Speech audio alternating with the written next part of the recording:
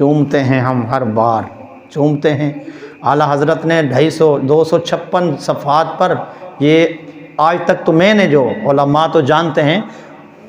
میں نے جو پڑھا نا جب اس کو، یہ جو ہم انگوٹھے چومتے ہیں، کہ ہم نے مشہور ایک علماء سے سن رکھی تھی کہ ابو بکر صدیق نے یوں چوما تھا اور اس کا ثواب ہے، حضور نے فرمایا کہ میری آنکھوں کو ٹھنڈا۔ لیکن کمال کی بات یہ ہے کہ امام احمد رضا وہ ہیں کہ انہوں نے اس بات کو، یہ انگوٹھے چومنا کہاں کہاں لکھا ہے، کتنا ثواب ہے، 256 صفحات پر لکھا ہے،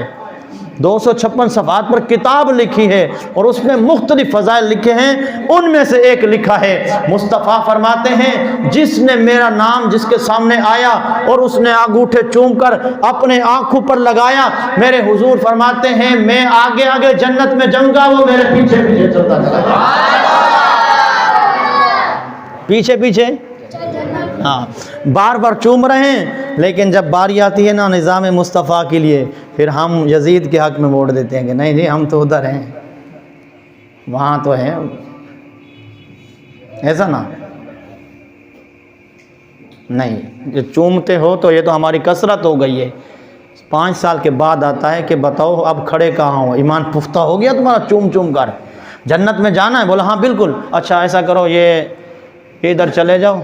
یہ جنت کا راستہ ہے، حضور کا دین کا کام کرو، نظام مصطفیٰ قائم کرو تو جنت مل جائے گی۔ کہتے ہیں نہیں ایسی جنت نہیں چاہیے، وہ جو مولوی بیٹھ کے بتانا تم جنتی ہو گئے وہ چاہیے۔ جنت اتنی سستی بھی نہیں ہے کہ غداروں کو بھی مل جائے،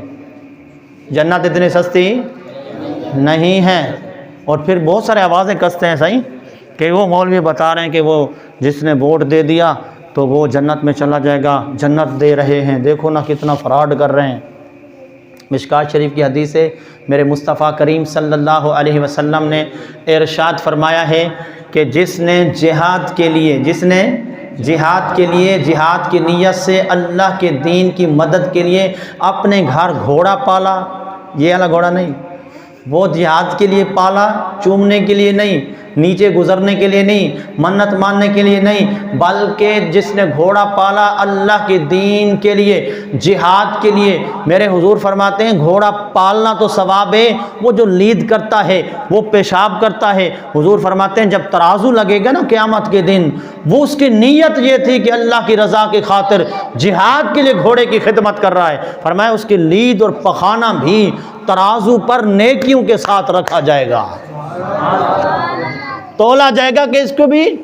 اس پلڑے پہ رکھو۔ کیوں؟ نیت اچھی تھی۔ ہم نے کہا جب گھوڑے کی لید نیت یہ ہو کہ حضور کی دین کی خاطر، اسلام کی بلندی کی خاطر گھوڑا پالے، اس کی لید، اس کے بدلے بھی نیکیاں ہیں، اور اس صبح اٹھ کر روزانہ اس گھوڑے کی جو پیشانی کو دیکھتا ہے، حضور فرماتے ہیں اس کو بھی دیکھنا ثواب ہے۔ جب لید بندے کو جنتی کر سکتی ہے تو جس نے اپنی پرچی حضور کے دین کے لیے دی ہوگی وہ جنتی کیسے نہیں ہو سکتا ہے؟ بنا ہو سکتا نہیں ہو سکتا جی؟ اس بار ڈھیلی آواز آئی ہے، کہیں بات تو نہیں ہو گئی تمہاری؟ نہیں، جن کی بات ہوئی بیٹھی ہے میں مجبور نہیں کرتا ہوں، جن کی بات ہوئی بیٹھی ہے وہ نہ بولیں، لیکن جو بار بار وہی ہیں بولا نہیں ہماری بات نہیں ہوئی، اللہ نے ہمیں اب شعور عطا کیا ہے، ہم دین کے ساتھ کھڑے رہیں گے، ہم سنت حسین کے ساتھ کھڑے رہیں گے، تو پھر ذرا زور سے کہو سبحان اللہ، پتہ چلے گا۔ تاجدار ختم نبوت، تاجدار ختم نبوت، دعا ہے اللہ رب العزت ہمارا آنا